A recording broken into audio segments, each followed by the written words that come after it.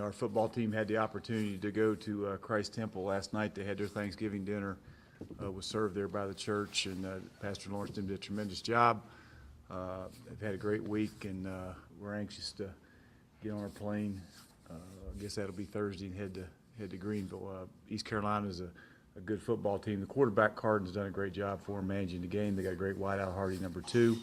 And they got a tailback that can go almost 1,000 yards rushing. Defensively, they got 8 starters back, and they're doing a really good job on defense. So we got our work cut out for us, and we got to have a great week. And up to this point, we got to continue that today and tomorrow. So at this point, we'll take any questions you have. Well, deja vu again, playing for full eligibility against East Carolina. The same as last year, no different, but just a different place. Last year they were here. This time we're going down there. So. But it is, you're right, the same. Does it help your preparation at all because because it is so similar? I don't know. I mean, I don't know if it helps your preparation or not. I mean, we're going to prepare the same way regardless. But having the opportunity for something really good to happen for you as a football team helps you. I mean, if you're not, if you have that opportunity, there's no doubt the kids understand that you go win this football game, something good is going to happen for you. It's going to help your preparation. What makes Dowdy Picklen so tough to play? Yeah, I think Chuck is just I think number one. I think over the years that Marshall's gone down there, East Carolina's had some pretty good players and some pretty good teams. So I mean, you combine that with a great facility and great fan support and everything that goes along with East Carolina football down there. Anytime you go on the road and play a team that's got good players at their house that's normally packed, then it creates a tough situation to go into. But they've won a bunch of games down there. They've had a lot of good players, which I'm sure have attributed to making it a hard place to go play. What's been your best memory of playing East Carolina and all the meetings you all had? Last year, I mean, last year's overtime game was critical for us because number one, it got us those extra practices, got us in that bowl game, and that has to be the best memory I've had playing. I mean, I've played them several times, but that was. For me, that was the best. How's the injury situation? It's not. I mean, I think at this time of year, you're going to have a lot of guys that are.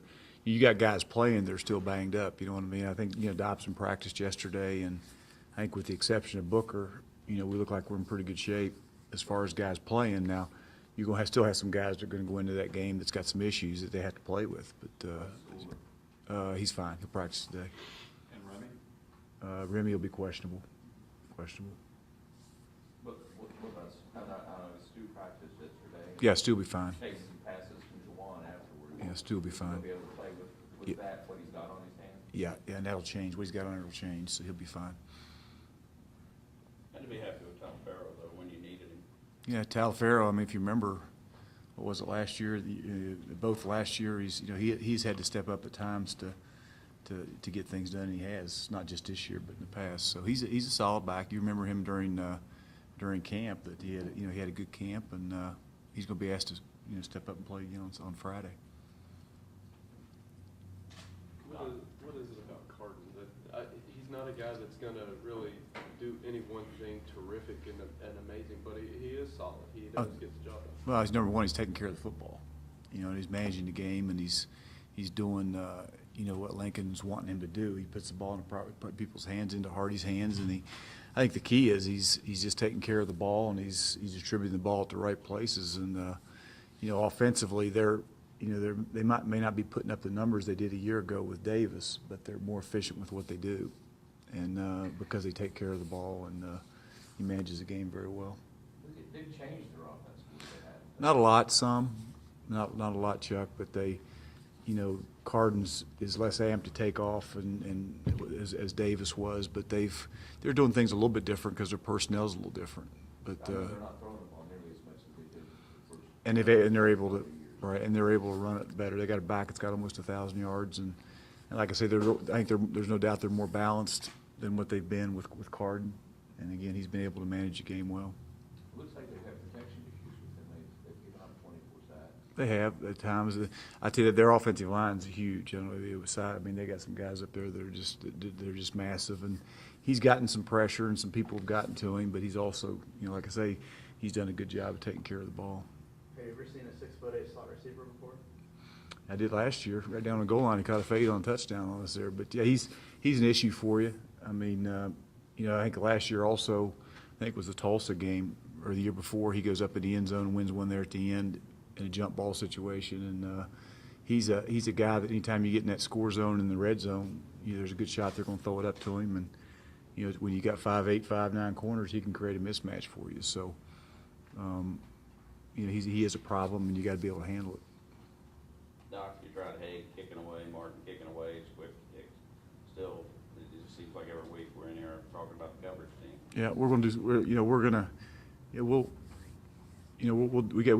worked on that extremely hard this week. We'll continue it today and tomorrow, and we got to do. We'll be fine there. We'll be fine. Are you think about going in Trent's direction, or is that still up in the air? It'll be up in the air. I mean, we may kick both. Who knows? We'll see what happens. Talk about the running back. We're not real familiar. I don't remember them. So, So much, I don't it seems like he's a junior college kid that's transferred in there. I think he started out a little slow, but the last 3 games he's had well over 300 yards total, and he's closed in on 1,000 yards for the year. But he's a talented young guy that can go. Coach, they'll be motivated too, just because of last year, and they got some things to play for. Oh, sure. I mean, they got. Better that they're going to come out, and if you're not careful, you got to hit right back, right? There's no doubt. I mean, anytime you go, number one, not just because, and I don't know if last year's a factor or not, but if UAB can find a way to beat, Central Florida, which they did a year ago, I mean, they would have a shot to go play for the championship. So, I think it's a home. It's their seniors. You got a senior night. You got a lot of things that are going. So, our guys are going to have to go there prepared to play and ready to go. Same time, you're not gonna have to worry about trying to get them up or them creating their own. Dowdy Ficklen's a place that there's a lot of fans there, and the guys like that. They like going to the place. Oh yeah, I mean it's like I say, going, and for the most part, we've played okay on at times, with the exception of a couple. I think we won 3 of our last 4 road games in this conference, so it's important that we go play well. In that same vein, I mean, the way that they won last game, such as kind of having to kind of hold on to do it, how has that influenced the way they prepared this week? Has there been more of a sense of urgency or more of a knowledge of like, okay, we can't let that happen against a team like ECU? Well, I mean, I think number one, you win the football game, and that helps you. I think anytime you come off a win, that helps you as far as preparation goes. And so they understand that East Carolina's a good football team, and we have to have a great week of preparation and go in there and find a way to go win that football game. So winning the game, the way it has to help you. Again, I've mentioned many times, I don't think losing helps you in any way, shape, or form. I think winning does, and having the opportunity to win that game at the end there sure helps our preparation, because number one, it still gave us the opportunity to go play for a bowl game, which is important to the kids. They dropped 8 against Griffin last week. They have the ability. They're 3 down front to begin with, so they have the ability. And we got some of that last week too. Houston had did some of that too. So I'm sure we'll see it again this week. Doc, you talked about Haig after the game is back, and he talked about it too. Is he better, worse, the same? Is he? He's about the same he's been the last 2 or 3 weeks. Some of these issues we have with our players they're not going to go away until they get a couple weeks rest. He's no different. But he's been like that for 2 or 3 weeks. That's not something that just happened last week. He's had some issues that muscle spasms and things he's dealt with, and it's not going to get better until the season's over. You all played a lot of nickel the last couple of games defensively. This game maybe dial that back a little bit. Well, Chuck, we haven't played so much. I mean, DJ being in there gives us the opportunity, whether it's nickel or that's our base right now with him being in there. But we had it gives I guess to answer your question, Houston is similar formation wise and throwing it around as East Carolina. So some of the things we did last week will carry over into this week. Some of the things we did against Houston should carry over into East Carolina. We got down, you talk about Tallafair, but Kevin, or Grooms, tremendous day for you when it was down to him as a feature back, wasn't it? Yeah, he. Anytime you can get him in space, Doug, he's hard to handle, and he got out there in space there a couple times, and and he can make things happen when he does get in space. There's no doubt. Seemed like he's starting to understand, okay, it might not be open outside, so he just sort of put it into his offensive lineman and sort of tries to fall forward for a couple yards. Yeah, he's a young guy that's, at times he's just got to learn to stick his foot in the ground and go get, at times Grooms wants to go get 70 every time, or and so he's got to understand that at times there's going to be a 3 or 4 yard deal where you just stick your foot in the ground.